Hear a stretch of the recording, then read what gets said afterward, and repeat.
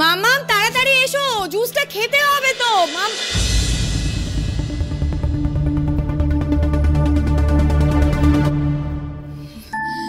মাম্মা এই তো।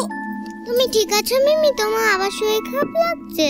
আমি একদম ঠিক আছি মাম্মা, কিন্তু তুমি রেডি হলে কখন? আমি তো তোমাকে রেডি করিনি। কে রেডি করলো তোমায় শুনি? তোমার আজকে শরীর খারাপ বলে আমি নিজে নিজে স্কুলে যাওয়ার জন্য রেডি হয়ে গেছি।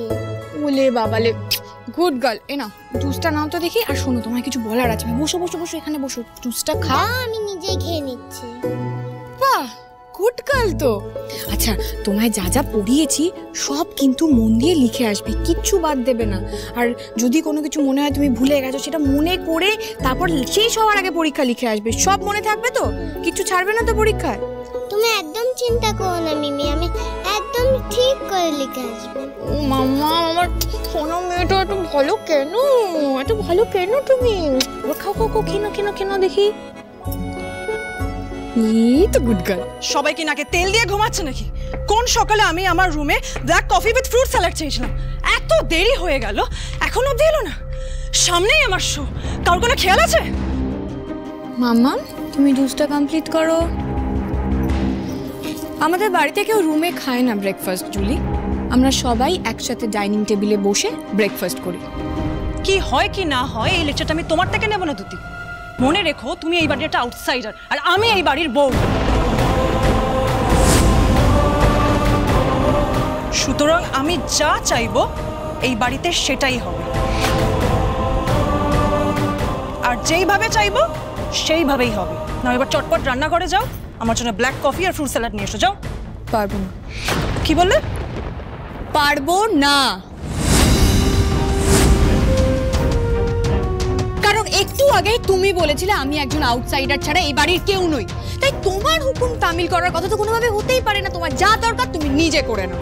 এই এত সাহস কোথা থেকে পাও? চুলি লাগছে, হাতটা ছাড়ো। কোনো কাজ না করো তাহলে এই বাড়িতে থাকছো আর খাচ্ছো কেন? হ্যাঁ আরে ছাড়ো, লাগছে চুলি। কথা শুনবে চুপচাপ। চুলি লাগছে, ছাড়ো। থাকছো না সে জায়গাটাও থাকবে না, বুঝেছো? প্লিজ, লাগছে, ছাড়ো। দিদি এই যে আপনার কফি আমি এনেছি।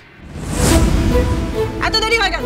হ্যাঁ মা গো, পুড়ে গেল, জ্বলে গেল। রাহুল, অ্যাম্বুলেন্স, ডাক্তারকে কল করো রাহুল।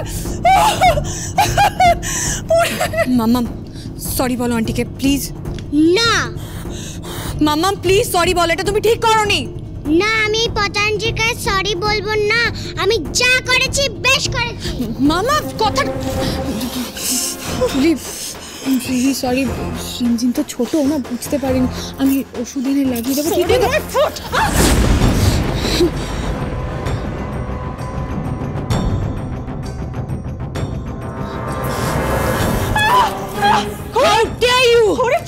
ছাড়বো না তোমায়। বাড়াবাড়িতে একটা সীমা থাকে। রিমঝিম যেটা করেছে সেটাও না বুঝে করেছে, কারণ ও বাচ্চা। কিন্তু বড়রা না বুঝে ভুল করে না, তারা যেটা করে সেটা অন্যায় করে, যেটা তুমি বহুদিন ধরে করেই চলেছো। না ছাড়বো না, লাগু। I am warning you for the last time. আর একবার যদি কোনোদিন আমার দিদির গায়ে তুমি হাত তুলেছো, তোমার এই হাত না আমি ভেঙে গুড়িয়ে দেবো। না কেন করছিস তুই এমন? কি হয়েছে আমাকে বল, তুই একবার বল, বাকিটা আমি দেখে নিচ্ছি। কি হচ্ছে নাকি এখানে? দেখো না রাহুল, কি অবস্থা করেছে আমার। এই তিনজন জোট মিলে আমাকে টর্চার করছে। করি আমি তো তোমাকে সেন্সিবল। তুমি এটা কি করছো? আগে জুলিকে জিজ্ঞেস করো ও কি করছে। রাহুল কিন্তু মাত্রা ছাড়িয়ে যাচ্ছে। আজ দিদির গায়ে হাত তুলেছে, ধাক্কা মেরেছে ওকে। আর একটু হলেই তো ওর। আচ্ছা খড়ি, দুদি কি মোমের পুতুল যে তুমি ওর হয়ে বাড়িতে এরকম ঝগড়া মারামারি করছো? কাকিমুনি, কথাটা মোমের পুতুল হওয়া বা না হওয়া নয়। জুলি একটা এক্সট্রিম বাড়াবাড়ি করছে। এই অবস্থায় যদি দিদির কিছু একটা। এই অবস্থা মানে কি হয়েছে ওর? কিচ্ছু হয়নি, সবটা নাকামি। রাহুল, ওকে তুমি কিছু বলো না। দিদি তুমি এটা ঠিক করছো না জুলির সাথে। তুমি ঠিক করনি আমার দিদির সাথে। তুমি আমার দিদির সাথে ঠিক করনি রাহুল, কারণ যে জুলির হয়ে তুমি কথা বলছো, যার জন্য আমার দিদির দিকে আঙুল তুলছো, সেই মানুষটা সেই মানুষটা তোমার সন্তানের মা হতে চলেছে। She is pregnant.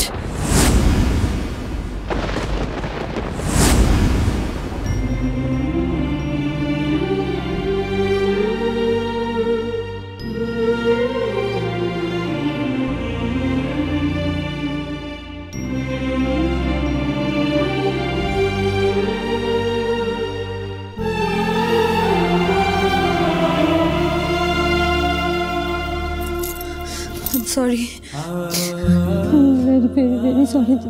আমি বিশ্বাস করি এইভাবে সবাইকে কথাটা বলতে চাইনি, আমি সত্যিভাবে বলতে চাই। ভাই টাইম, রাহুলের তো সত্যিটা জানা উচিত এবার। Wow, what a plan! এরা তো সেই সেরা খেলাটা খেলছে। রাহুল, তুমি বুঝতে পারছো না? তুমি এখনো করিকে বিশ্বাস করছো? দ্রুতি এই বাড়ির বউ হয়ে থাকবে বলে সে পুরনো স্ট্র্যাটেজিটা ইউজ করছে আর সেম অভিনয় করছে। অভিনয়? আর কি মারছো তুমি? এটাকে তোমার অভিনয় বলে? বোন বোন বোন থাম না, দরকার নেই তো এইসবের। আর আমি জোর করে কোনো অধিকার পেতেও চাই না, বিশ্বাস পাবেও না তুমি। হ্যাঁ, তোমার এই পুরনো অভিনয় করলে তুমি পাবেও। আর খড়ি, তোমাকে এই বাড়ির দায়িত্ব দেওয়া হয়েছে মানে তার মানে এই না যে তুমি তোমার বন্ধুকে সাপোর্ট করবে সবসময়। জুলি কিন্তু এই কথাটা ঠিক বলেছে খড়ি। এই বাড়িতে কি হচ্ছে, বউরাকে কি করছে সেগুলো দেখার দায়িত্ব তো মা তোমায় দিয়েছে। তুমি সেই দায়িত্বটা পালন করছো কি ঠিক মতো? আর এটা তো সত্যি, দ্যুতি এর আগে প্রেগন্যান্সি নিয়ে অনেক নাটক করেছে। এটা যদি সত্যি হয় তাহলে প্রমাণ কোথায়? ও প্রমাণ দেখাক, রিপোর্ট দেখাক।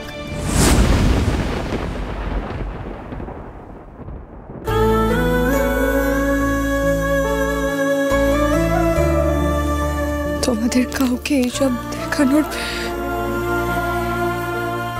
প্রয়োজন মনে করি না ছোট মামি।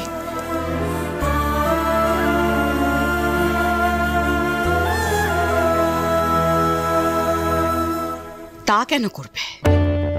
তোমরা বোনেরা তো এ বাড়িতে যা ইচ্ছে তাই করবে, কেউ তোমাদের কিচ্ছু বলতে পারবে না, তাই না? এই খড়ির জন্য কালকে আমাদের প্রেজেন্টেশন নষ্ট হয়েছে, আমাদের বিজনেস ডুবতে বসেছে। তোমার আরেক বোনের জন্য কাল আমার কুনাল আহত হয়ে বাড়ি ফিরেছে। আর একটু হলে আমার ছেলেটার ভালো মন্দ কিছু হয়ে যেতে পারতো দ্যুতি। কি হলো?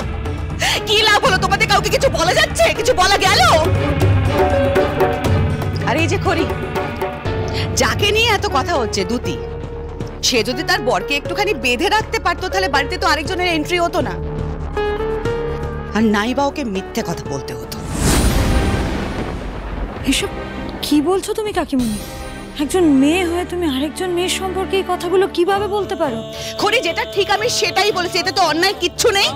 তুমি না বারবার করে এই শাক দিয়ে মাছ ঢাকার মতো নিজের বোনেদের দোষগুলো ঢেকো না। এটাই সত্যি খড়ি যে তুমি নিজে কিচ্ছু সামলাতে পারছো না। শাশুমা, আপনি আমার ওপরে রাগ করে আমার মিস্ত্রিকে কথা শোনাতে পারেন না। কেন বলবে না? ছোট মামি যা বলেছে তো ঠিকই বলেছে। খড়ি এই চাবিটা ডিজার্ভ করে না। রাহুল তো এই বাড়ির বড় ছেলে, তাই বড় বউ হিসাবে চাবিটা আমার কাছেই মানবে।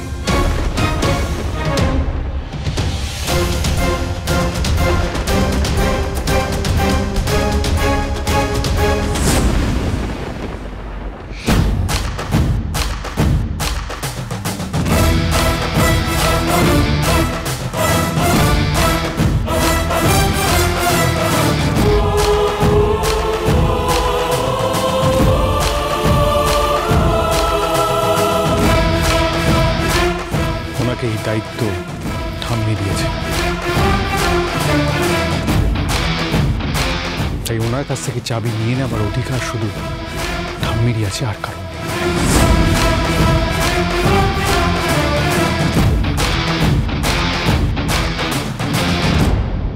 ঋদ্ধি, এত কিছুর পরেও তুই খড়ির হয়ে কথা বলছিস? কেন বলবো না ছোট মা? আর আমি এটা বুঝতে পারছি না, তুমি খড়ি, দ্যুতি, বনির এগেইনস্টে কেন কথা বলছো? কেন জুলির হয়ে কথা বলছো? What is wrong with you? Nothing is wrong with me Riddhi. প্রবলেমটা তোদের। তোরা সবাই না অন্ধের মতো খড়িকে সাপোর্ট করিস, ওর দোষগুলোকে চাপা দিয়ে ওর গুণগুলো শুধু হাইলাইট করিস, আর সেই সুযোগটা মেয়েটা পেয়ে যাচ্ছে। দিনের পর দিন মেয়েটা নিজের দিদি, বোন, তাদের ভুলগুলোকে চাপা দেওয়ার সুযোগ পেয়ে যাচ্ছে। কাকিমণি, আমি একটা কথা বুঝতে পারছি না, কি হয়েছে একটু স্পষ্ট করে বলো না। কি এমন হলো যে তুমি আমাদের সাথে এইভাবে কথা বলছো? আমার দিদি, আমার বোন কি দোষ করেছে?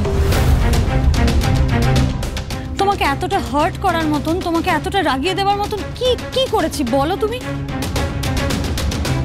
কেন কাল তোমার জন্য অফিসে কি হয়েছিল ভুলে গেছো? ভেবো না কেউ কিছু জানে না। আমি কিন্তু সবটা শুনেছি। কিয়ারা বাড়িতে এসে সবটা বলেছে যে তুমি কিভাবে পুরো প্রেজেন্টেশনটাকে নষ্ট করেছো।